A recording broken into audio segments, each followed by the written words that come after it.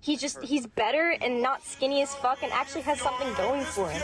And I think that flipped this switch in me where I was like, okay, fuck you, watch this.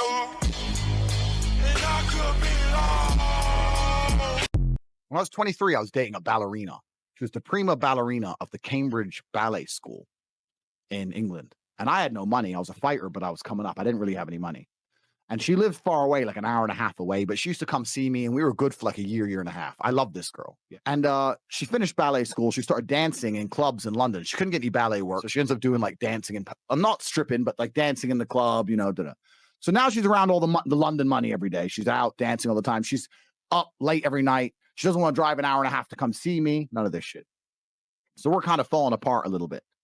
And she ended up talking to someone famous, David Hay. I don't know who he is, he's a boxer. So David Hay starts texting this bitch, right? Back and forth to the. So anyway, when I finally saw her again, she was like, we had an argument. She's like, well, you know what? You think you're a fighter? This guy, that guy, this guy, that guy. And I explained to her that these men are just going to use you. If you're going to do it, at least get paid. And when she left the house, Tristan said, why are you telling her to fuck other dudes? I'm like, no, I'm just understanding that in my chess position, I've lost this game. Right. The game is done now. Just sooner or later, she's out. All we do is argue. She's in the club every night. I'm just trying to say before she leaves, maybe I can get a little bit of money. Yeah. Yeah.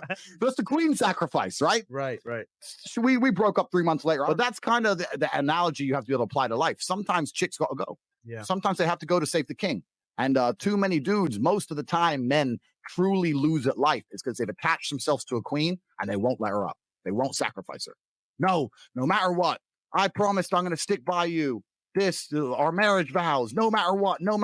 And they just stay on that sinking ship till she eventually leaves his ass. And it's sad to see, but men keep doing it.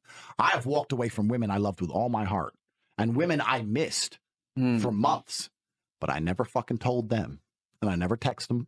And I was a man about it. Right. Being a man about things isn't not feeling things. It's feeling things and still acting like a man. I've had women who wouldn't comply with X demand. I told them to get the fuck out. They called my bluff and they got the fuck out. And I missed their ass badly. And I still, as a man, ignored it. In fact, you know what's funny? One of them bitches, after 2.5 years, messaged me on Instagram yesterday.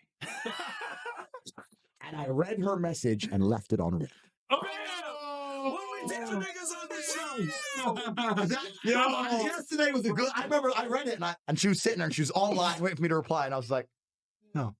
Leave them hoes on The ultimate victory. The ultimate victory. But when that girl left, it was a good 2 or 3 months I missed her. Be a man about it. If she's not going to be the woman you need her to be, she has to fucking go.